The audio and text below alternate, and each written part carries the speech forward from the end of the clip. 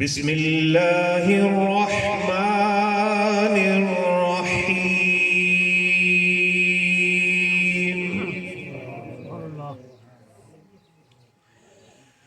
والضحى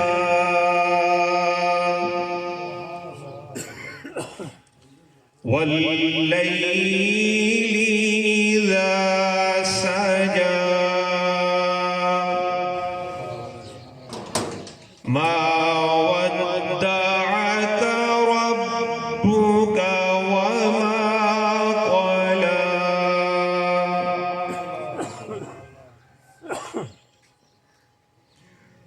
والضحى والليل إذا سجى ما ودعك ربك وما قلى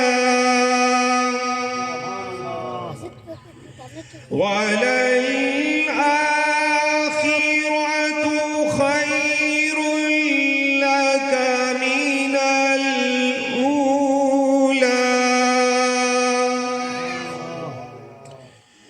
ولسوف يعطيك ربك فترضى ألم يجدك يتيما فآوى ووجدك ضالا فهدى ووجدك عائلا فأغنى فأما اليتيم فلا تقهر وأما السائل فلا تنهر وأما بنعمة ربك فحدث صدق الله العظيم.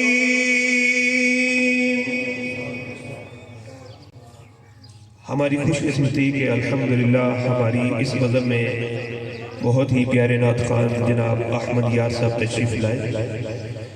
ہم انہیں خوش آمدید بھی کہتے ہیں اور ان کی نعت خوانی کو بھی سماعت فرمائیں گے، لیکن اس سے پہلے میں جناب ناصر صاحب کی خدمت میں گزارش کروں گا کہ وہ بارگاہ رسالت میں ہدیہ تبریک کا ایک کلام پیش فرمائیں، اور ان کے بعد پھر پروفیسر تنویر صاحب کی خدمت میں بھی گزارش کی جائے گی کہ آپ بھی اپنی حاضری لگوائیں.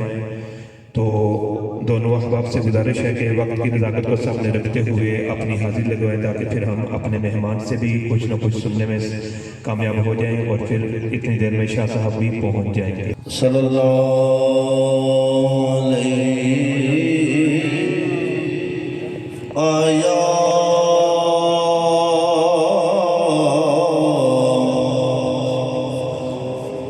رسول اللہ وسلم علیک یا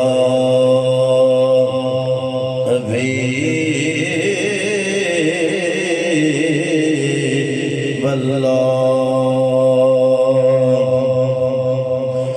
سب سے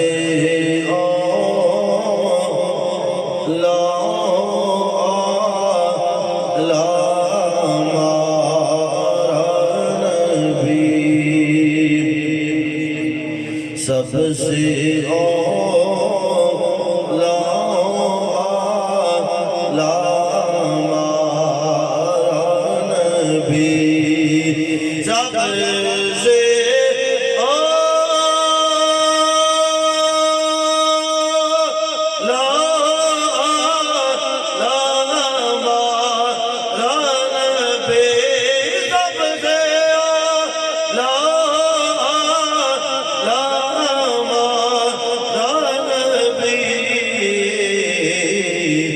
سب سے والا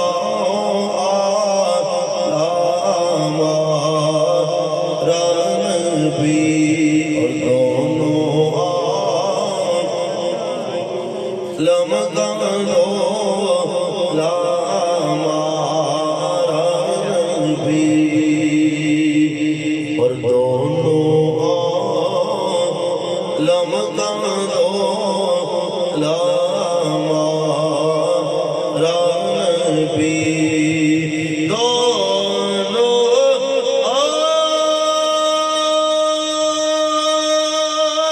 عالم کا دولا ہمارا نبی دونوں عالم کا دولا ہمارا نبی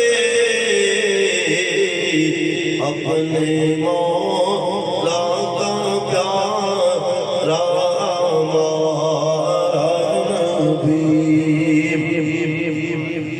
اور غمزدوں اور رضا مجھتا دیجئے کہ ہے غمزدوں اور رضا مجھتا دیجئے کہ ہے بے کسوں آسارا ہمارا نبی سامعین میرے دل میں بے خط مسرت ہے بحمد اللہ تعالی نور نبوت کے دیوانے جمال مصطفیٰ کے پروانے جو دور و دراز سے جو قرب و جوار سے آئے بحمد اللہ تعالی صاحب اپنا آنا اپنی پاک بارگاہ میں قبول فرمائے اور اللہ مرحوم کی کامل اور بخشش فرمائے مرحوم نے اس دنیا کے اندر جتنا وقت گزارا انسان ہونے کے ناطے اگر کوئی غلطی کوتاہی ہے تو اللہ کی رضا کے لیے معاف فرمائے اللہ ہم سب کو عمل کرنے کی توفیق عطا فرمائے کیونکہ عمل سے زندگی بنتی ہے جنت بھی جہنم بھی یہ حاقی اپنی فطرت میں نہ نوری ہے نہ ناری ہے یہ اس مالک کا خاص لطف و کرم بحمد اللہ تعالیٰ کے جس ذات نے اپنا اور اپنے نبی پاک صلی اللہ علیہ وسلم کا ذکر و فکر کرنے کا موقع دیا رسول اللہ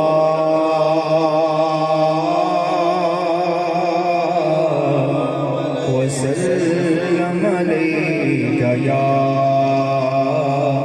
حبیب اللہ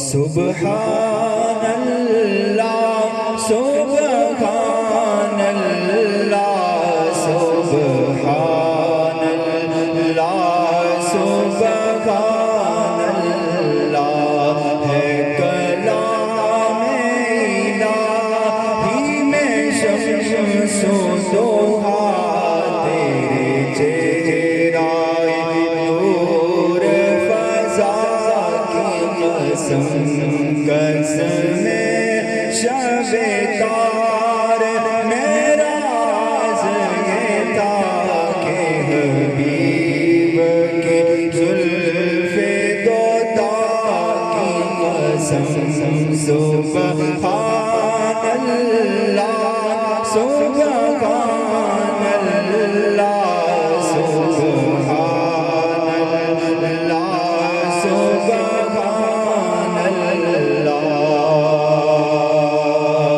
تیرے خلق کو خلق میں عظیم کہا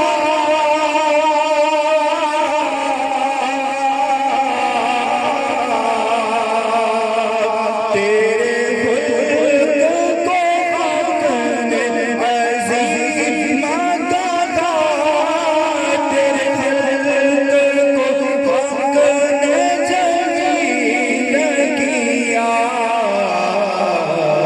کوئی تجھ سا ہوا ہے نہ ہوگا شاید تیرے خالق حسن و ادا کی قسم سبحان اللہ سبحان اللہ سبحان اللہ سبحان اللہ تیرا مسند ناز ہے عرش بری تیرا کرم راز ہے روح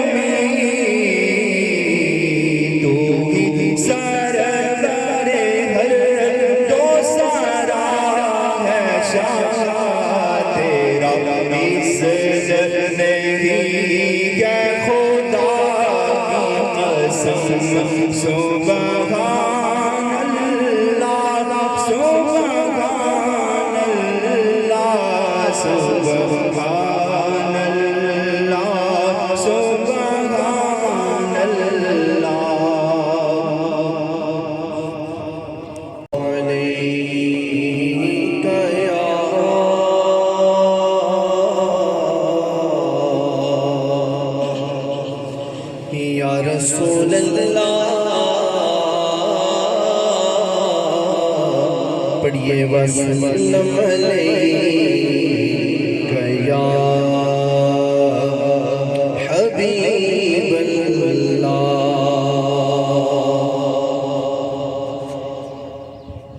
جب کوئی حقیقی امتی دنیا سے جاتا ہے تو آقا علیہ السلام اور اپنے آقا کی بارگاہ اور ان کے در پر حاضری کی تمنا لیے اس کی کوشش ہوتی کہ مرنے سے پہلے میں دیکھ لوں. تو جو اس کا قضاء کے ساتھ موت کے ساتھ جو کلام ہوتا ہے نا اس کو چند اشعار میں آپ کے سامنے پیش کروں گا. وہ کیا کہتا ہے؟ ایک ذات ہے جو اے قضا ٹھہر جا ان سے کر لوں ذرا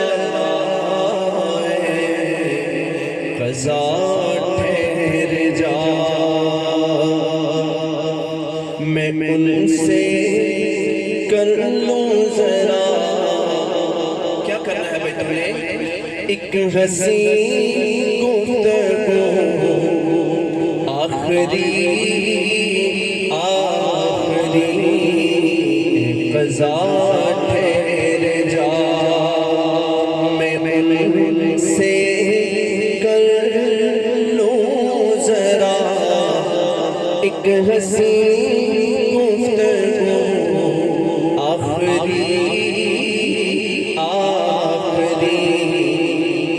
حالانکہ یہ وقت مقرر ہے پھر بھی کہتا ہے کہ اور کوئی تمنا نہیں باخدا کوئی تمنا نہیں باخدا ہے یہی جستجو آخری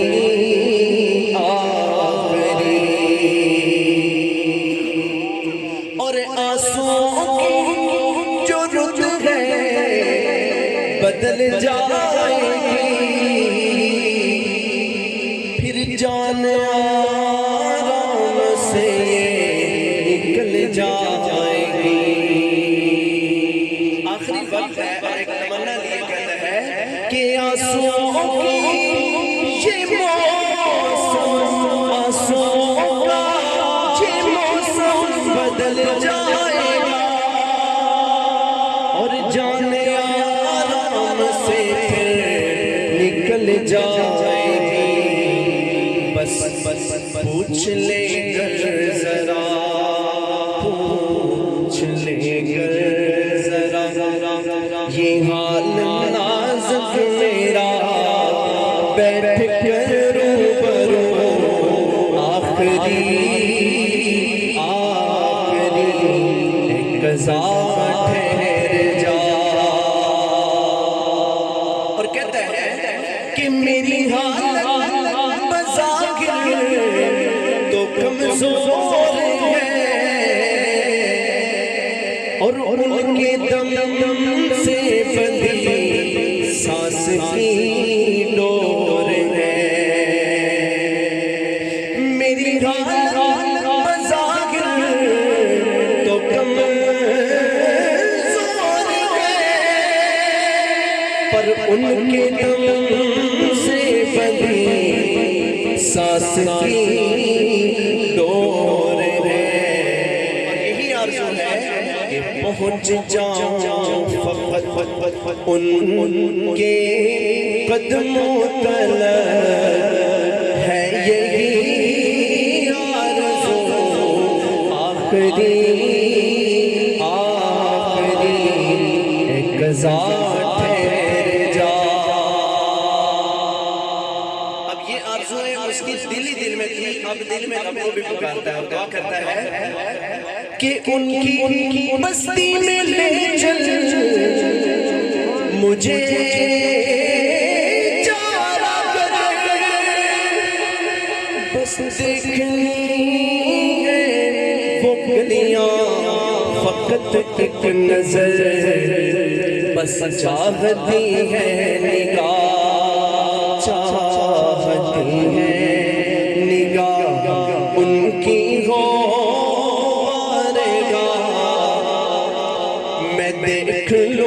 چار سو آخری آخری قضا ٹھہر جا۔ ان دعاؤں اور آرزوؤں کے باوجود اس کی حالت نے یہ کہا کہ بھائی ادھر نہیں پہنچ سکتے تیرے پاس اتنا وقت ہی نہیں ہے، تو پھر کہنے لگا کہ چلو میں نہیں پہنچ سکتا تو وہ تو رحمت للعالمین ہے۔ کیسے بلاتا ہے، کیسے پکارتا ہے کہ میرے گھر میں وہ جس وقت آ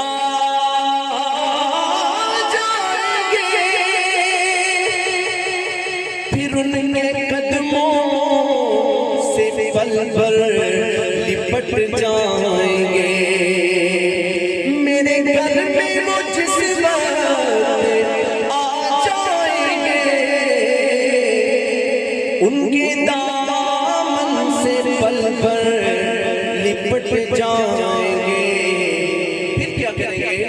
سامنے ان کے ان آنکھوں کو کروائیں گے آنسوؤں سے وضو، آخری آخری قضا ٹھہر جا۔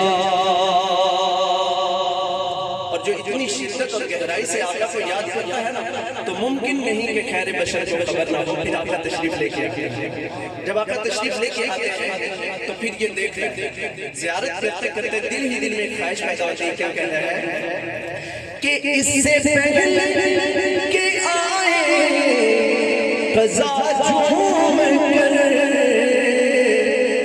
اس سے پہلے کہ موت آ جائے جان لے جائے تیرے قدم جھوم کر، ہوش کر بے خبر وقت ہے مختصر، ہوش کر بے خبر ارے وقت ہے مختصر، بول دے نہ تو آخری آخری قضا ٹھہر جا۔ اور مقطع سماعت کیجئے کہ رات ڈھلتے ہی یہ ناز رک جائے گی، کہ جیسے ٹوٹ کر سانس شاخ سانسوں کی جھک جائے گی۔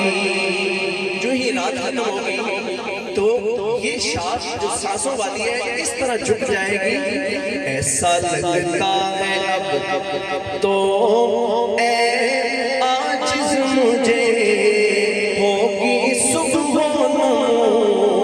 آخری آخری قضا ٹھہر جا۔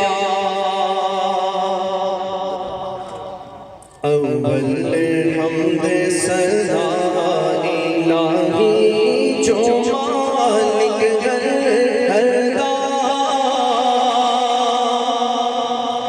اول حمد ثنا الہی جو مالک ہر اس کا نام چیتا رہنے والا کسے میدان ناوردا۔ اللہ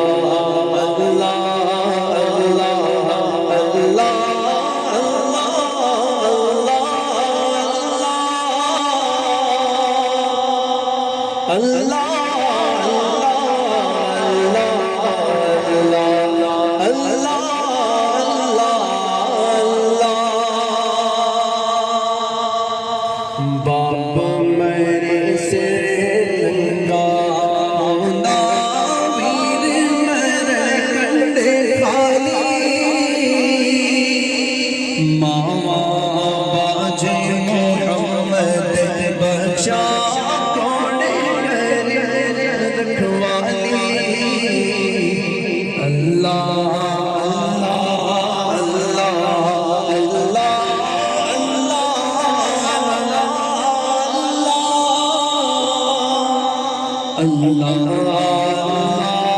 اللہ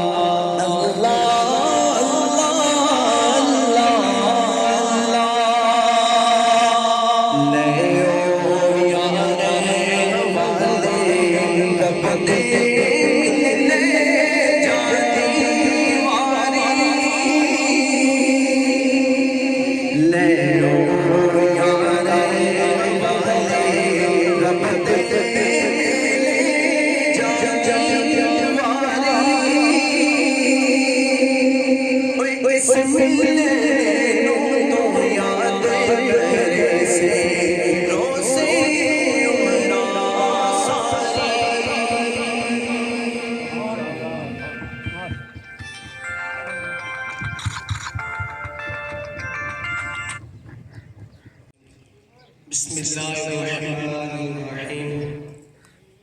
پڑھیے الصلاۃ والسلام علیک یا رسول اللہ وعلی آلک واصحابک یا حبیب اللہ. الصلاۃ والسلام علیک یا نبی اللہ وعلی آلک واصحابک یا نور اللہ.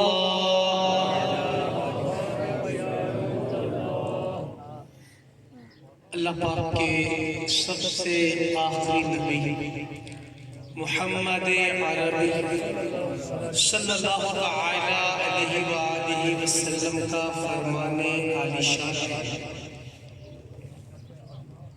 میرا جو امتی اخلاص کے ساتھ مجھ پر ایک مرتبہ درود پاک پڑھے گا، اللہ پاک اس پر 10 رحمتیں نازل فرمائے گا، اس کے 10 درجات بلند فرمائے گا، اس کے لیے 10 نیکیاں لکھے گا اور اس کے 10 گناہ مٹا دے گا. صلو علی الحبیب صلی اللہ تعالی علی محمد وعلی آلہ وصحابہ وبارک وسلم. آج ہم یہاں ایصال ثواب کی محفل میں حاضر ہیں. ہمارے ساجد بھائی، ان کے والد مرحوم ملک جیون خان، ان کی ایصال ثواب کی محفل ہے. اللہ کریم ان کی بے حساب بخشش فرمائے. اللہ پاک آپ کی، میری، ہم سب کے مرحومین کی بے حساب بخشش فرمائے. جن جن کے ماں باپ کا انتقال ہوا، اللہ پاک ان کے درجات بلند فرمائے. جن کے ماں باپ حیات ہیں، اللہ پاک ان کو صحت و عافیت والی طویل زندگیاں عطا فرمائے. بیان کا وقت مختصر ہوگا. ایک واقعہ آپ کی خدمت میں عرض کروں گا اور اس سے انشاءاللہ کچھ مدنی پھول ہم لیں گے. دعوت اسلامی کے اشاعتی ادارے مکتبۃ المدینہ کی مطبوعہ کتاب اللہ والوں کی باتیں جلد 4 صفحہ نمبر 14 پر ہے. ایک شخص کے 4 بیٹے تھے.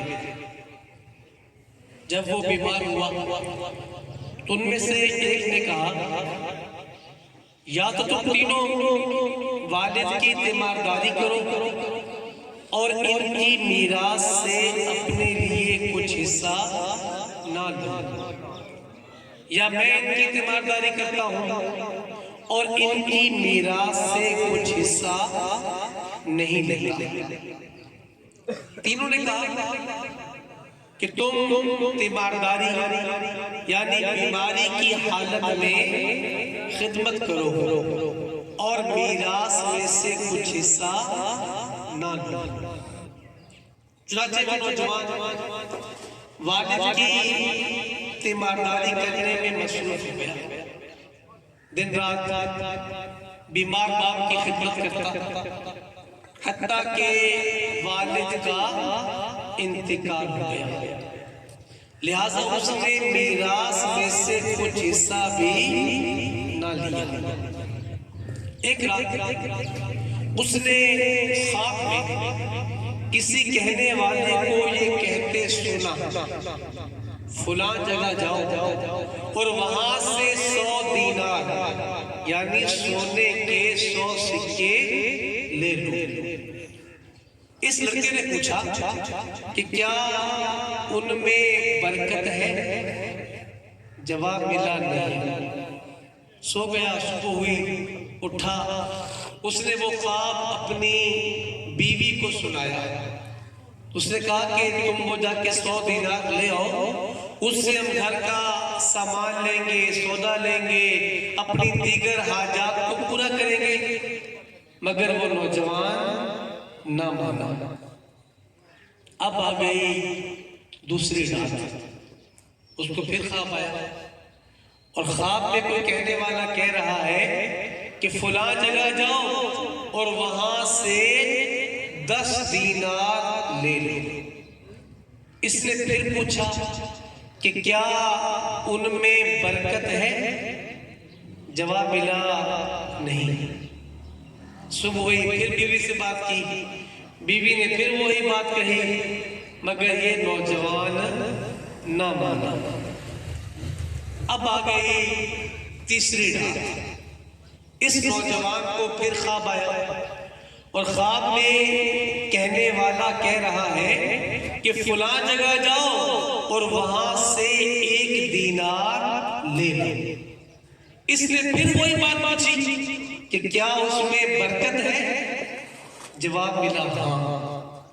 اب یہ نوجوان وہاں سے اٹھا اور مطلوبہ مقام پر پہنچا، اس نے وہاں سے سونے کا 1 دینار لے لیا۔ اب یہ دینار لے کر بازار کی طرف چل پڑا۔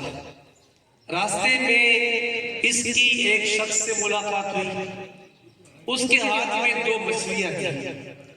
اس نے کہا مچھلیاں بیچو گے؟ بیچوں گا۔ کتنے میں؟ 1 دینار میں۔ اب اس نوجوان نے، جس نے بیماری کی حالت میں والد کی خدمت کی تھی، وہ 2 مچھلیاں خرید لی، گھر لے آیا۔ گھر لا کر اس نے مچھلیوں کے پیٹ چاک کیے تو کیا دیکھتا ہے کہ دونوں کے پیٹ میں سے ایک قیمتی موتی نکلا۔ اس نوجوان نے وہ موتی الگ کر کے سنبھال لیے۔ ادھر اس وقت کے بادشاہ کو ایسے ہی موتی کی تلاش تھی۔ بادشاہ نے خادم کو بھیجا کہ جا کر موتی ڈھونڈ کے لاؤ۔ اب اس خادم کو معلومات ملی تو وہ معلومات کرتا کرتا پہنچا اس نوجوان کے پاس۔ اس سے کہا کہ مجھے موتی چاہیے۔ پوچھا کتنے میں لوگے؟ ان کی آپس میں بات چیت چلی، طے یہ ہوا کہ سونے سے لدے ہوئے 30 خچروں کے عوض یہ موتی بیچوں گا۔ چنانچہ بادشاہ کے خادم نے سونے سے لدے ہوئے 30 خچر دیے اور 1 موتی خرید لیا۔ جب وہ موتی لے کر بادشاہ کے پاس پہنچا تو بادشاہ نے موتی کو دیکھا، کہا کہ اس کا فائدہ اسی صورت میں ہے کہ اگر اس کی مثل ایک اور بھی موتی ہو۔ خادم نے کہا موتی تو مل جائے گا، قیمت کیا دے گی؟ بادشاہ نے کہا کہ قیمت دگنی کر دے گا۔ دوبارہ پہنچا خادم اس نوجوان کے پاس، اس سے کہا کہ مجھے دوسرا موتی چاہیے، قیمت کیا دو گے؟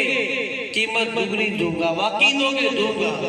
چنانچہ اس نے دوسرا موتی بھی سونے سے لدے ہوئے 60 خچروں کے عوض بیچ دیا۔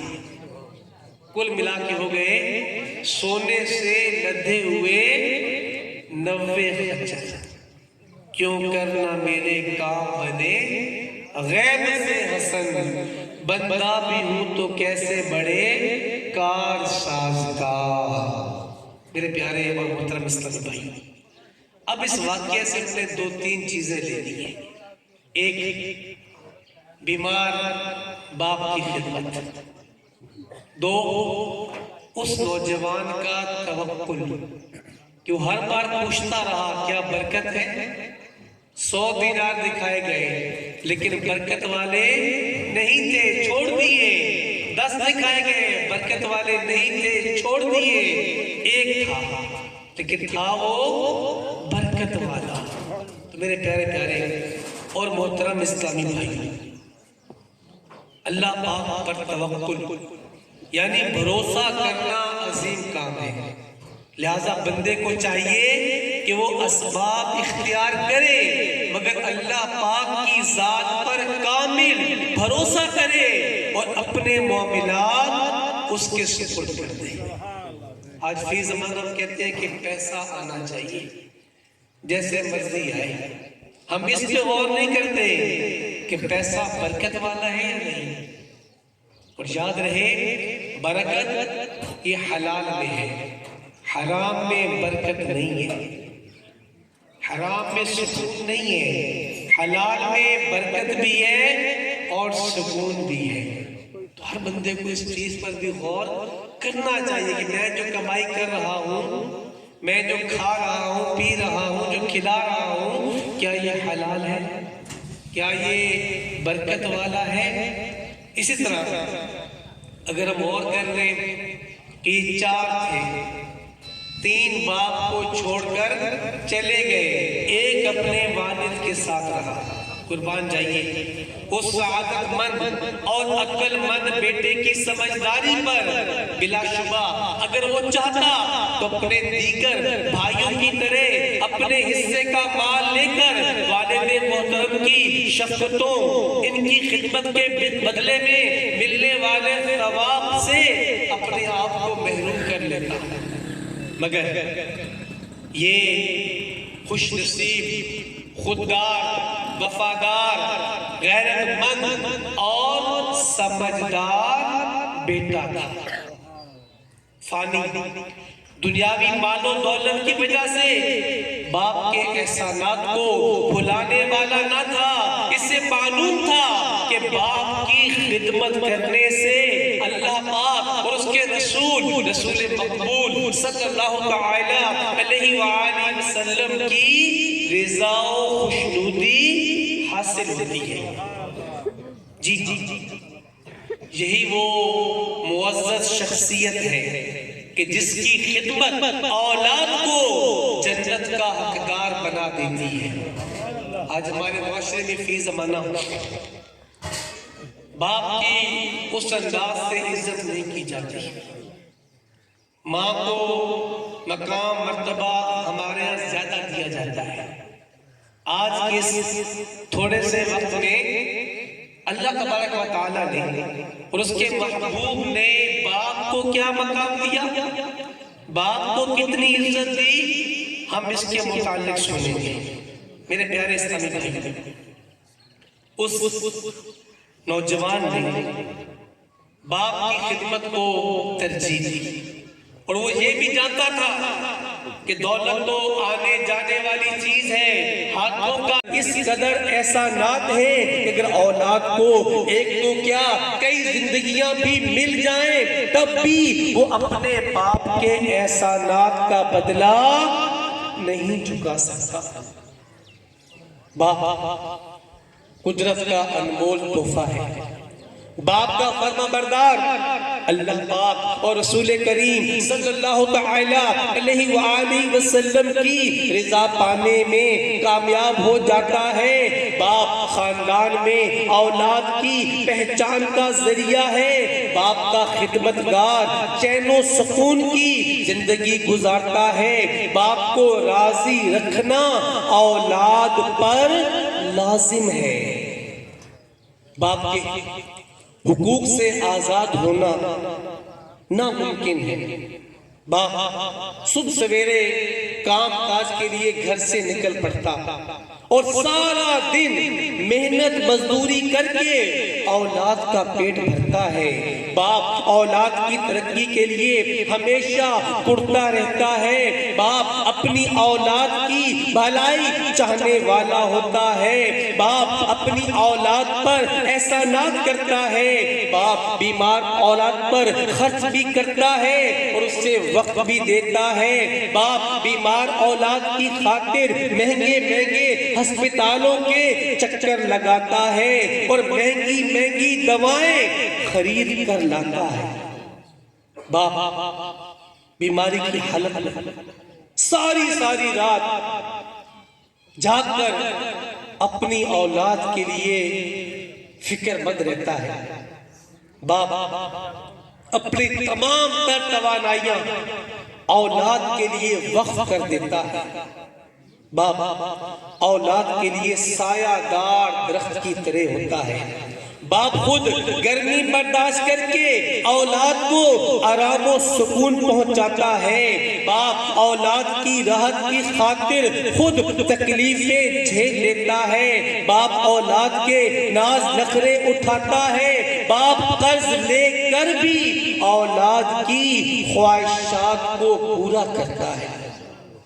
باپ اپنے بچوں کی امی کے انتقال کے بعد بھی اولاد کو ان کی ماں کی کمی محسوس نہیں ہونے دیتا۔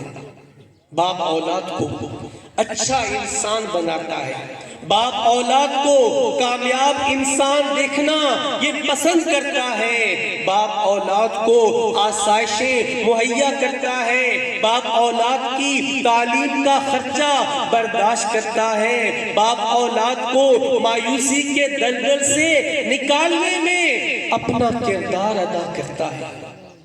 باپ اولاد کے حق میں اچھا ہوتا ہے اور وقت کے ساتھ ساتھ اپنی اولاد کو مفید مشوروں سے نوازتا ہے۔ باپ اولاد کو اپنی زندگی کے تجربات سے آگاہ کرتا ہے، باپ اولاد کو موجودہ اور آئندہ آنے والے خطرات و فتنوں سے باخبر کرتا ہے، باپ اولاد کو کامیاب زندگی گزارنے کے اصول سکھاتا ہے، باپ اولاد کو اپنے اور پرائے کا فرق بتاتا ہے، باپ اولاد کو خوش دیکھ کر خوش ہوتا ہے اور جب اس کی اولاد تکلیف میں مبتلا ہوتی ہے تو باپ بھی پریشان ہو جاتا ہے۔ باپ اولاد کی جلی کٹی باتیں سن کر بھی چپ رہتا ہے، باپ اولاد کے چہرے سے اس کی پریشانیوں کو بھانپ لیتا ہے، باپ مشکلات میں اولاد کی ہمت بندھاتا ہے، باپ معذور اولاد کو بھی بے سہارا نہیں چھوڑتا، باپ نافرمان اولاد کے لیے اپنی محبتوں کے دروازے کھلے رکھتا ہے، باپ نہ ہو تو گھر ویران ہو جاتا ہے۔ میرے پیارے اسلامی بھائی، آج کی زمانہ اگر ہم اس چیز پہ یہاں بیٹھ کر کچھ دیر کے لیے غور کریں کہ آج ہمارے ملک کے اندر بھی اولڈ ہاؤس بننے شروع ہو گئے۔ اب اولڈ ہاؤس بننے کی وجہ کیا بن رہی ہے کہ اولاد کے پاس ٹائم نہیں ہے کہ وہ اپنے ماں باپ کی خدمت کر سکے۔ آج فی زمانہ ہمارے ہاں چل رہا ہے باپ جنت کا درمیانی دروازہ، ماں جنت کی چوکھٹ۔ جی ہاں، میرے آقا مدینے والے مصطفیٰ صلی اللہ تعالی علیہ وآلہ وسلم نے ارشاد فرمایا، باپ جنت کا درمیانی دروازہ ہے، تیری مرضی ہے کہ اس کی حفاظت کر یا اسے چھوڑ دے۔ ایک اور مقام پر میرے آقا مدینے والے مصطفیٰ صلی اللہ تعالی علیہ وآلہ وسلم نے فرمایا، بیٹا اپنے باپ کا حق ادا نہیں کر سکتا یہاں تک کہ بیٹا اپنے باپ کو غلام پائے اور اسے خرید کر آزاد کر دے۔ ایک اور مقام پر میرے آقا مدینے والے مصطفیٰ صلی اللہ تعالی علیہ وآلہ وسلم نے ارشاد فرمایا، رب کی رضا باپ کی رضا مندی میں ہے اور رب کی ناراضی باپ کی ناراضی میں ہے۔ ایک اور مقام پر اللہ کے محبوب صلی اللہ تعالی علیہ وآلہ وسلم نے ارشاد فرمایا، اللہ پاک کی اطاعت والد کی اطاعت کرنے میں ہے اور اللہ پاک کی نافرمانی والد کی نافرمانی کرنے میں ہے۔ ایک اور مقام پر اللہ کے محبوب صلی اللہ تعالی علیہ وآلہ وسلم نے ارشاد فرمایا، جس نے اپنے والدین یا ان میں سے کسی ایک کو پایا اور ان سے حسن سلوک نہ کیا، وہ اللہ کریم کی رحمت سے دور ہوا اور غضب خدا کا مستحق ہوا۔ میرے پیارے اسلامی بھائیو، سنا آپ نے کہ اللہ پاک نے باپ کو کیسی اونچی شان کا مالک بنایا کہ اللہ پاک نے اپنی رضا و فرما برداری کو باپ کی رضا و فرما برداری پر موقوف فرما دیا۔ میرے پیارے اسلامی بھائی، اب ہم یہاں بیٹھ کے ذرا کچھ دیر کے لیے غور کر لیں کہ آج ہمارے معاشرے میں ماں باپ کی عزت کتنی کی جاتی ہے۔ ماں باپ کو دیکھنا حج مبرور کا ثواب ہے۔ ماں باپ کی دعا بھی قبول، ان کی بد دعا بھی قبول۔ اللہ تبارک و تعالی نے ماں باپ کو اتنی عزت دی، اسلام نے اتنی عزت دی، آج ہم کتنی عزت دے رہے ہیں۔ آج جب سے یہ سوشل میڈیا کا نظام بن گیا، اینڈرائیڈ موبائل آ گئے، سوشل میڈیا، فیس بک، انسٹاگرام، یوٹیوب وغیرہ آ گئے، تو آج کی نسل کہتی ہے ہمارے باپ کو کیا پتا۔ آج ہم بہت آگے چلے گئے، آج ہمارے علم میں بڑا اضافہ ہو گیا ہے، بڑی جدید ٹیکنالوجی آ چکی ہے، تو ہمارے ماں باپ یہ تو پرانے دور کے لوگ ہیں، انہیں کیا پتا۔ لیکن ایک بات ذہن میں رکھیں کہ بیٹا اگر باپ کا جوتا پہن لے تو باپ نہیں بن جاتا۔ جو عزت اسلام نے دی ہے باپ کو وہ کوئی اور نہیں کر سکتا۔ آج ہمارے معاشرے میں یہ چیزیں بہت ہو رہی ہیں۔ جب تک باپ صحیح سلامت ہے، ٹھیک ہے جی، کما کے لا رہا ہے، اچھا لگتا ہے، اور جب وہ تکلیف میں آ جائے، بستر پہ آ جائے، بیماری میں آ جائے تو اب بوجھ بن جاتا ہے۔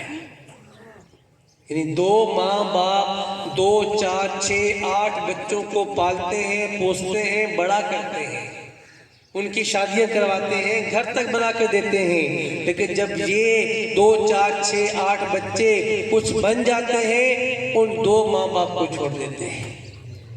ایک بولتا ہے تم سنبھالو، دوسرا بولتا ہے تم سنبھالو، تو اینڈ کیا ہوتا ہے کہ اینڈ پر جا کر اولڈ ہاؤس میں چھوڑ دیتے ہیں کہ پیسے دے دیں گے لیکن ان سے مطلب خدمت کے معاملات ہم ان کی نہیں کر سکتے۔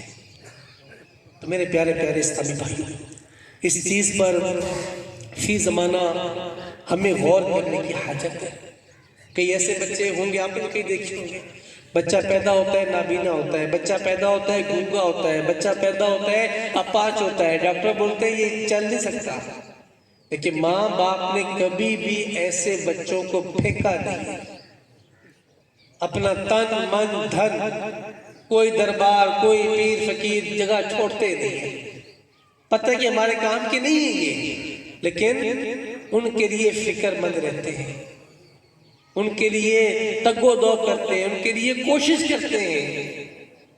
اور جب یہ جوان جو ٹھیک ہوتے ہیں، جب ان کے ماں باپ بیمار ہوتے ہیں، بھاری پڑ جاتے ہیں۔ ماں باپ کی محبت یہ اولاد کے ساتھ بے لوث ہوتی ہے۔ ماں باپ کو اپنی اولاد سے غرض نہیں ہوتی، ہمارے یہاں فی زمانہ اولاد کو ہوتی ہے۔ اچھا، اس کی بھی ایک وجہ ہے کہ آج وہ دینی ماحول نہیں ہے، آج وہ سوچ نہیں ہے۔ ظاہری بات ہے جو بوئیں گے وہی کاٹیں گے نا۔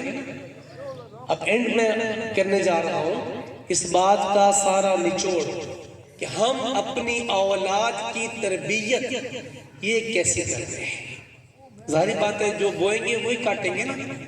اب جو ماں باپ اپنی اولاد کی اچھی تربیت کریں گے، ان کو نماز روزے کے بارے میں بتائیں گے، اسلام کے مطابق ان کی پرورش کریں گے، تو وہ اولاد اپنے ماں باپ کی خدمت گزار رہے گی۔ اور جس نے اپنی اولاد کو خالی دنیا ہی کے بارے میں بتایا، دین کے بارے میں کچھ نہ بتایا، پھر وہی اولاد اپنے ماں باپ کو پوچھتی بھی نہیں ہے۔ ہر اسلامی بھائی جتنے یہاں موجود ہیں اپنے آپ پہ بھی غور کر لیں۔ 4 دن کی زندگی آخر موت ہے، تو انسان اپنا وقت ایک اچھے انداز سے گزار کے جائے۔ اب جن کے ماں باپ حیات نہیں ہیں وہ بولیں گے ہم کیا کریں، تو وہ اپنے والدین کے لیے دعا کیا کریں، وہ اپنے والدین کے لیے ایصال ثواب کیا کریں۔ یعنی ایصال ثواب کے لیے بڑی محفل کرنا کوئی ضروری نہیں ہے کہ آپ بڑی محفل کریں۔ آپ نے نماز پڑھی، آپ نے درود پاک پڑھا، آپ نے کہا یا اللہ جو میں نے نماز پڑھی اس کا ثواب میرے والد کو پہنچا۔ مقصد کیا ہوتا ہے؟ یاد کرنا ہوتا ہے نا، کہ جو اپنے مرحومین کو یاد کرتا ہے، اپنے مرحوم والد صاحب کو یاد کرتا ہے، جب ان کے لیے دعا کرے گا تو ڈیفینیٹ ان کو یاد بھی کرے گا۔ جب ان کو یاد کرے گا تو اپنا ذہن بھی بنے گا کہ مجھے بھی مرنا ہے۔ تو میرے پیارے اسلامی بھائیوں، اپنے والدین چاہے آپ کے حیات ہیں چاہے انتقال کر گئے، ان کے لیے دعا کریں۔ آج ہم کہتے ہیں کہ رزق میں برکت نہیں ہے، ٹھیک ہے جی، سمجھ نہیں آتی کہ کماتے بہت ہیں جاتا کہاں ہے۔ تو جو اولاد اپنے ماں باپ کے حق میں دعا کرنا چھوڑ دیتی ہے، اس کا رزق یہ قطع کر دیا جاتا ہے، اور جو اپنے ماں باپ کے لیے دعا کرتے ہیں ان کے رزق میں وسعت دی جاتی ہے۔ تو جن کے حیات نہیں ہیں ان کی قبروں پر حاضری دے، جو کوئی اپنے مرحوم والد یا والدہ کی قبر پر جمعہ کے دن حاضری دے اور وہاں جا کر سورہ یاسین کی تلاوت کرے، پڑھ کر ایصال کر دے، اللہ کریم اس پڑھنے والے کی بخشش فرما دیتا ہے۔ یعنی ماں باپ کے انتقال کے بعد بھی اولاد کو اس کی برکتیں نصیب ہوتی ہیں۔ تو میرے پیارے اسلامی، دعوت اسلامی کا دینی ماحول ہمیں یہی سوچ دیتا ہے، یہی فکر دیتا ہے کہ ہم اپنی اصلاح کریں، ہم نیک بنیں۔ ماشاءاللہ ماہ رمضان کی آمد ہے، اللہ کریم آپ کو، مجھے، ہم سب کو ماہ رمضان صحت و عافیت کے ساتھ دیکھنا نصیب کرے۔ ماشاءاللہ اس میں دعوت اسلامی کا بڑا ہی پیارا انداز ہے کہ دعوت اسلامی الحمدللہ ماہ رمضان میں پورے مہینے کا اعتکاف کرواتی ہے، اور یہ اعتکاف ہوتا ہے ایک قسم کا کورس ہوتا ہے جس میں نماز کا طریقہ، وضو کا طریقہ، غسل کا طریقہ، کفن دفن کے احکام، 6 کلمے، دیگر دعائیں وغیرہ ایجاد کروائی جاتی ہیں۔ ماشاءاللہ آپ کے قریبی شہر میرپور فیضان مدینہ مدنی مرکز F3 میں انشاءاللہ یہ پورے ماہ کا اعتکاف ہوگا، کھانا پینا ساری افطاری سب کچھ وہی ہوگا۔ تو آپ کوشش کریں کہ اپنی اولاد کو یہ اعتکاف کروائیں۔ اسی طرح آخری حصے کا اعتکاف یہ آپ کے ماشاءاللہ یہاں بھی ہوتا ہے چکسواری میں ہر سال، اس میں کوشش کریں کہ جب اچھوں کی صحبت میں آئیں گے بیٹھیں گے تو انشاءاللہ ہم بھی اچھے بن جائیں گے۔ تو اولاد کی تربیت کا ایک بہترین نسخہ یہ ہے کہ ہم اپنی اولاد کو اچھے ماحول کے ساتھ وابستہ کر لیں۔ انشاءاللہ بچوں کی صحبت کی برکت سے باادب بن جائیں گے، نیک بن جائیں گے، نمازی بن جائیں گے، اور اپنے والدین کے فرما بردار بن جائیں گے۔ اللہ کریم آپ کو، مجھے، ہم سب کو خوب خوب برکتیں بہار خوشیاں عطا فرمائے۔ اللہ پاک آپ کا، میرا، ہم سب کا خاتمہ بالخیر فرمائے، آمین، بجاہ نبی الامین صلی اللہ تعالی علیہ وآلہ وسلم۔